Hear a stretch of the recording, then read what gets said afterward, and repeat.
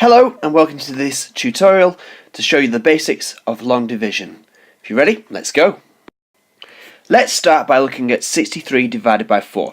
One thing to remember is that dividing is the inverse of multiplication. So they are related to one another. And with that you can use the times tables. So look at what you're dividing by. We're dividing by 4. And we'll divide this number by multiples of 4 using the 4 times tables that you can see right here. Now, a good easy multiple of 4 to get rid of is 40. Happens to be 10 times 4. So I'm going to subtract 40 from 63. 10 times 4 makes 40, and I need to make sure I stick the number of 4s in a set of brackets. And I'll be adding those brackets, I'll be adding the numbers inside those brackets together at the end of this. If I subtract 40 from 63, I'll be left with 23. What I then do is go down the times tables again until I get to the greatest number that is less than the 23. In this case, it's 20. 5 times 4 makes the 20. So I'm going to put the 5 in the brackets, and I'm going to put 20 here and subtract that 20 from 23. It leaves me with 3. All I then need to do is add the numbers in the brackets together. 10 add 5 is 15, and I'm left with a remainder of 3. Have a look at this next problem of 77 dividing into 3. Now, it's quite a big number compared to all of these multiples of 3 that we've got right here, but what we can do is start to look at the earlier times tables and think, if we multiply these by 10, could we get a number that's nice and big to get rid of from this 77? Now, what I'm thinking of is looking at the 6.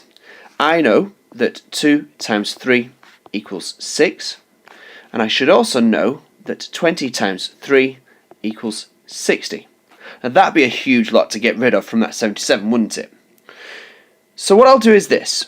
I'm going to subtract 60 from 77. That will leave me with 17. I need to remember, once again, to put the number of multiples of 3 needed to make 60. I know that 2 3's make 6, so 20 3's make 60. And that makes the whole job of finishing this division easier. Look once again down the times tables and see that 15 is the biggest multiple of 3 I can get rid of from 17 without going over. So I subtract 15.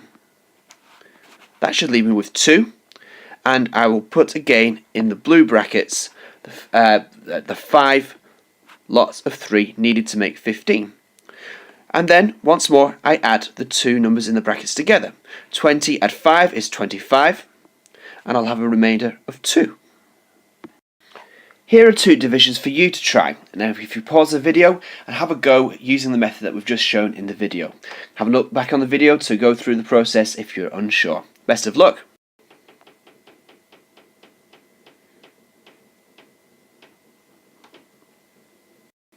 Let's quickly go through each. 79 divided by 6. Well, what I'm going to do is this. I'm actually going to get rid of 11 multiples of 6, which is 66. That will leave me with 13. I need to make sure that I put 11 into here. Then all I need to do is think 2 times 6 equals 12.